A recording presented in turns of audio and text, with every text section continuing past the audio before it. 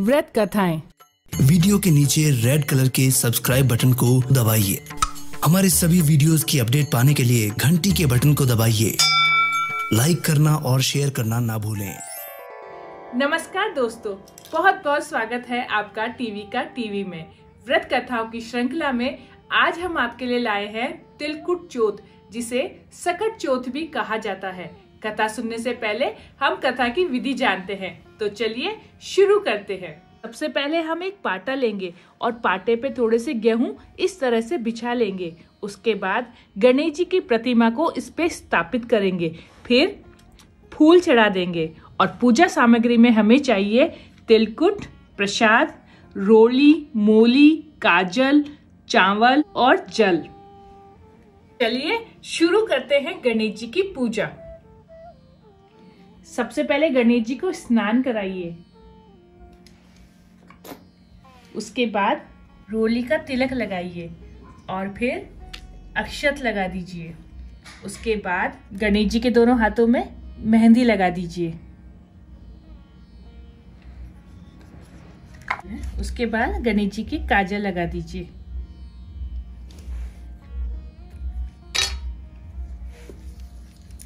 और फिर गणेश जी को इस तरह से मूली चढ़ा दीजिए।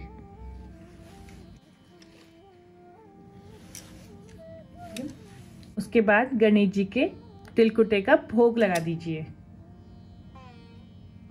पाटे पे चारों तरफ हम रोली का इस तरह से टीका लगा लेंगे और फिर मेहंदी का भी इसी तरह से।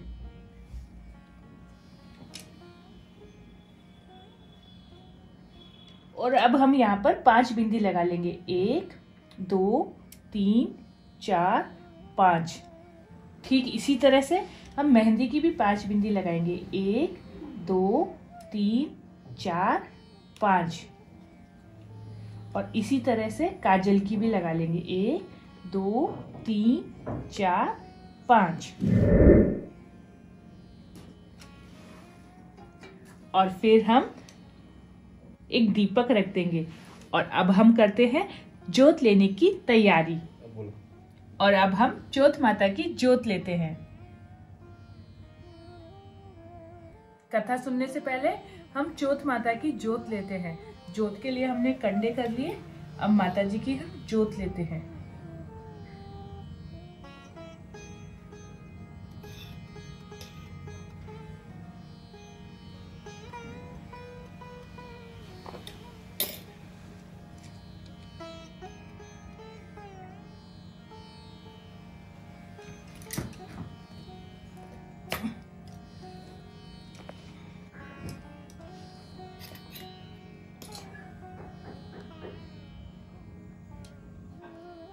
और तिलकुटे का भोग लगा देते हैं।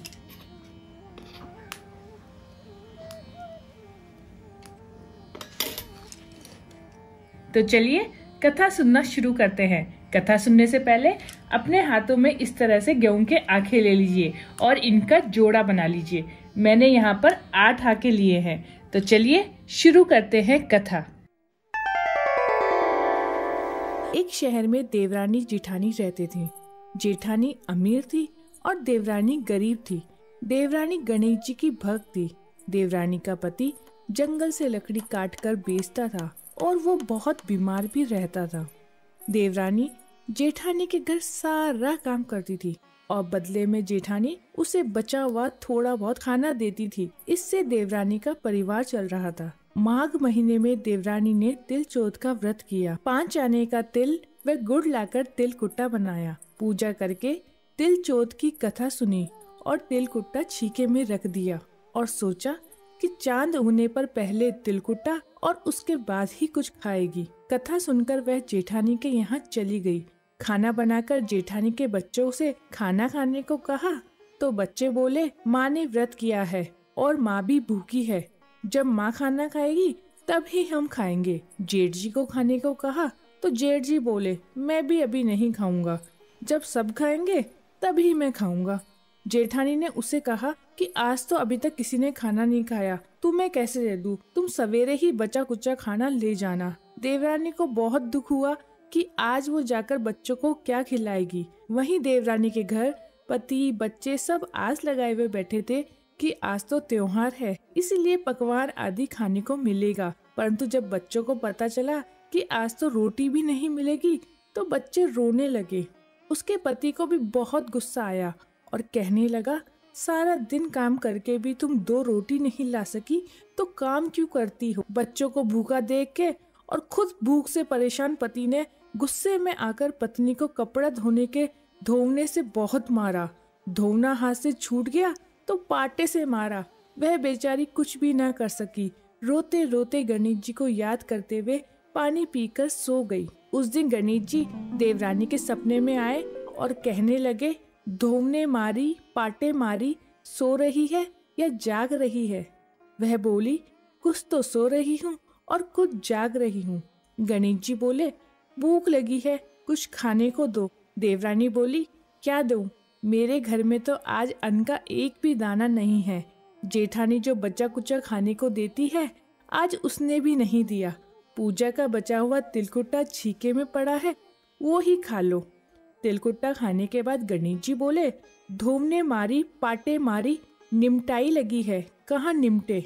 वह बोली, यह पड़ा घर, जहाँ भी इच्छा हो वहाँ निमट लो। फिर गणेश जी बच्चे की तरह बोले, अब मैं कहाँ पहुँचूं? सारे दिन की थकी हुई वह नींद में मगन। अब देवरानी को बहुत गुस्सा आया। उसने कहा कि कब से तंग किए जा रहे हो, कुछ और नहीं मिल रहा तो मेरे सर पे ही पहुँच लो, और कहाँ पहुँचोगे। तो गणेश जी ने ऐसा ही किया। सुबह सुबह जब देवरानी उठी तो यह देखकर हैरान रह गई कि पूरा घर हीरे मोती से जगमगा रहा है। सिर पर जहाँ विनायक जी ने पोंछनी करके गए थे वहाँ हीरे के टीके व बिंदी जगमगा रहे हैं। उस दिन देवरानी जेठानी के यहाँ काम करने नहीं गई। बड़ी देर से राह देखने के बाद जेठानी ने बच्चों को देवरानी को बुलाने को भेजा। बच्चे बुलाने गए और बोले, चाची चलो, माँ ने बुलाया है, सारा काम पड़ा है। देवरानी ने जवाब दिया कि अब उसकी जरूरत नहीं है, घर में सब भरपूर है गणेश जी के आशीष से। बच्चों ने घर जाकर माँ को बताया कि चाची का तो पूरा घर हीरे मोतियों से जगमगा रहा है। जेठानी दौड़ती हुई देवरानी के पास आई और पूछा, यह सब कैसे हुआ। देवरानी ने उसके साथ जो हुआ वो सब कह डाला। घर लौटकर जेठानी ने अपने पति से कहा, आप जंगल जाके लकड़ी काटो और फिर उसको बेच के आओ। तो उसका पति बोला, मैं क्यों जंगल जाके लकड़ी काटूं। तो वो जिद पे अड़ गई, आप जंगल जाके लकड़ी काट के आओ और उसे बेचो। वह जंगल में लकड़ी काटने चला गया। जब घर आया तो जेठानी ने अपने पति से कहा, आप मुझे धोने और पाटे से मारो। तो पति ने कहा कि मैं तुम्हें क्यों मारूं, पर वो बोली कि नहीं, मुझे तो मारो। जिद के आगे पति की नहीं चली, मजबूरन उसको अपनी पत्नी को मारना पड़ा और जेठानी ने ढेर सारा घी डालकर चूरमा बनाया और छीके में रखकर सो गई। रात को चौथ विनायक जी सपने में आए और कहने लगे, भूख लगी है, क्या खाऊं। जेठानी ने कहा, गणेश जी महाराज, मेरी देवरानी के यहाँ सूखा तिलकुट्टा खाया था, मैं तो झरते घी का चूरमा बनाकर आपके लिए छीके में रखा है। फल और मेवे भी रखे हैं, जो चाहे खा लीजिए। बाल स्वरूप गणेश जी बोले, अब निपटे कहाँ पर। तो जेठानी बड़े गर्व से बोली, उसके यहाँ तो टूटी फूटी झोपड़ी थी, मेरे यहाँ तो कंचन के महल है, जहाँ भी चाहो वहाँ निपटो। फिर गणेश जी ने पूछा, अब पहुँचू कहाँ। जेठानी बोली, मेरे ललाट पर पहुँच लो। धन की भूखी जेठानी सुबह बहुत जल्दी उठ गई। उसने सोचा घर हीरे जवाहरात से भर चुका होगा, पर देखा तो पूरे घर में गंदगी फैली हुई, तेज बदबू आ रही थी, सिर पर भी बहुत सी गंदगी लगी हुई थी। उसने कहा, हे गणेश जी महाराज, आपने यह क्या किया। मुझसे रूठे और देवरानी पे टूटे। जेठानी ने घर की सफाई करने की बहुत कोशिश की, परंतु गंदगी और ज्यादा फैलती गई। जेठानी के पति को मालूम चला तो वह भी बहुत गुस्सा हुआ और बोला, तेरे पास इतना सब कुछ था, फिर भी तेरा मन नहीं भरा। जेठानी परेशान होकर चौथ के गणेश जी से मदद की विनती करने लगी। गणेश जी ने कहा, देवरानी से जलन के कारण तूने जो ये किया, ये उसी का फल है। अब तू अपने धन में से आधा धन उसे देगी, तभी यह सब साफ होगा। उसने आधा धन बांट तो दिया, किंतु मोहरों की एक हांडी चूल्हे के नीचे गाड़ दी। उसने सोचा, किसी को पता नहीं चलेगा और उसे उस धन को बांटना भी नहीं पड़ेगा। उसने कहा, हे श्री गणेश जी, अब आपका यह बिखराव समेटो। वे बोले, पहले चूल्हे के नीचे गाड़ी हुई मोहरों की हांडी का हिस्सा करो और ताक में रखी 2 सुइयों में से एक तुम देवरानी को दो। ये सब करने के बाद गजानन ने बाल स्वरूप में अपनी माया समेटी। हे गणेश जी महाराज, जैसी आपने देवरानी पे कृपा की वैसी सब पर करना। कहानी कहने वाले, सुनने वाले व हुकारा भरने वालों पर सब पे कृपा करना, किंतु जिठानी को जैसी सजा दी है वैसी किसी को मत देना। बोलो गणेश जी महाराज की जय। चौथ माता की जय।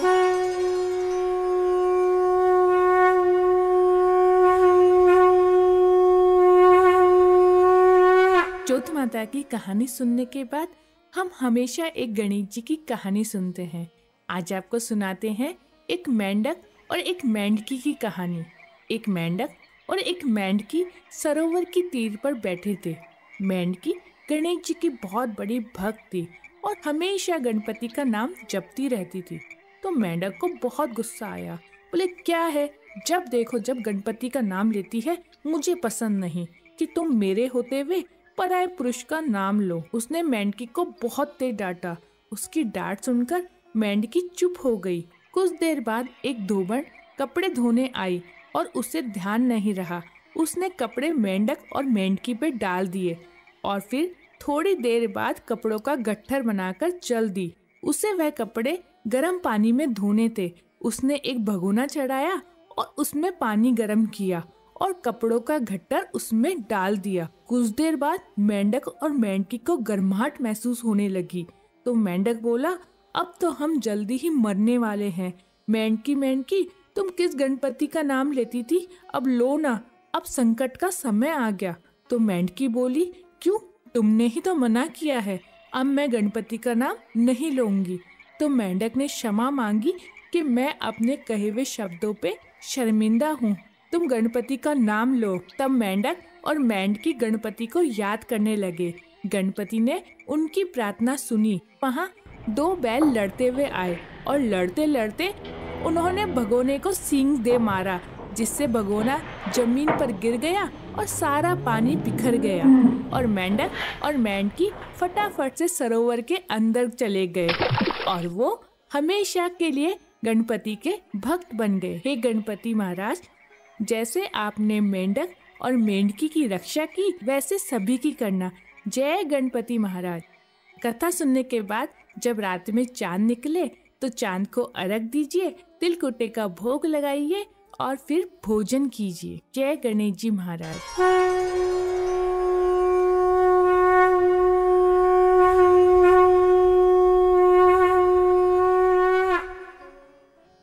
टीवी की आध्यात्मिक यात्रा है। इसमें हमारी कोशिश रहती है कि हिंदू धर्म से जुड़े रीति रिवाज, कथाएं और व्रत कथाएं आप तक पहुंचाएं। आपको अगर हमारा चैनल अच्छा लगता है तो लाइक कीजिए, सब्सक्राइब कीजिए और शेयर कीजिए और यूं ही हमें प्यार देते रहिए। अब आज्ञा दीजिए योगिता व्यास को। नमस्कार।